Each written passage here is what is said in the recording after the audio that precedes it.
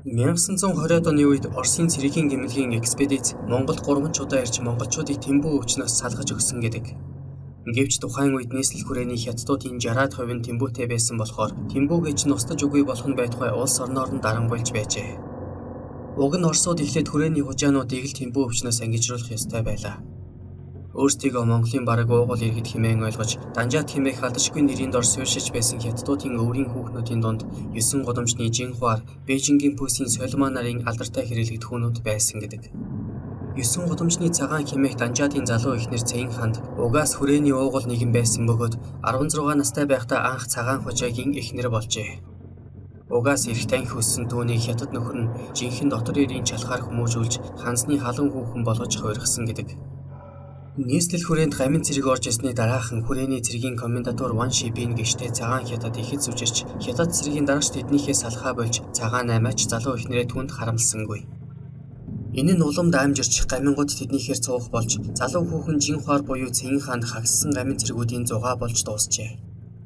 Эзэн Данжаат нь орой бүр түүнийг улаан чинжүүтэй усанд оруулж халуун ногоо бүхий мэглүү ганзай уужаан гэр арсаар өгчдөг байсан нь бэлгийн дур тачаалыг нэмэгдүүлдэг нэгэн төрлийн эмчилгээ байсан бололтой. Цагаан наймаа гамингуудын шаардлагаар тусгай байр бэлтгэж тэр хавийн эрлиц хурлиц хүүхнүүдийг оргинуулж нэг ёсны янхны газар ажиллуулж байсан бөгөөд энэ нь гамингуудын зугаацдаг гол газрын нэг болж хувирчээ. Тэр үеэр хоёр ч эрлиц хүүхэн гамингуудад зэрлэгээр хүчндүүлж өгсөн бөгөөд нэг нь шөндөө 10-аад гаминтай ингэр зөрүүлдэг байжээ.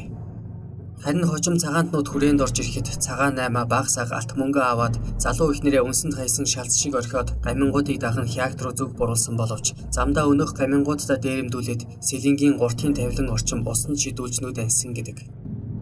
Эзнийхээ эзэнгүй орон байранд ойр ганцаар үлдсэн Жинхуар хүүхэн үлбэрч үхэхгүй тулд арга буюу ламнар болон хятадуудад хэрчин байцаа ширхэг мантуугаар биеэ үнэлж байгаад удалгүй яар тэмбүүнд баригдан ухаан санаа нь орон гарan болжээ. Сүүлдээ гудамжинд гарч бараан үнгээрний тэрмэл цэргүүдэд хүчндүүлж галзуураад 9 гудамжинд хөлдөж өгсөн гэдэг. Дашрам сонирхуулахад Сью генералийн цэрэг анх хүрээнд ирэхэд эргэтэн дархтнууд нь янхны газар байгуулах гэж бас үзээд алдсан байгаа юм. Үүний бэлтгэл бааз суурь болгож тэд нутгаасаа 30 гаруй хятад хүүхэн авчирсан гэх боловч харамсалтай нь тэд гамингийн цэргүүдийг бүлээцүүлж байсаар бүгд цуваад нүдэн цаасан гэдэг. Ингээд бодоход гамингийн цэргүүдгээ чинь ингэж зөрүүлсэн хүүхэн бүрээ үхэл хөргөдөг байсан жинхэнэ хадаргаатай нууц эргэтэн нь хурц хутах шиг нуруу биеийн хүн лантуу шиг үхээрийн муухай амьтад байсан бололтой. Ер нь хятадууд цаанаал нэг сэжгийн ус л да. Тэр дундаа хурцлын ажил нь цаанаал нэг жигшмээр шившгтэй үйл явдлаар дүүрэн байхыг яана.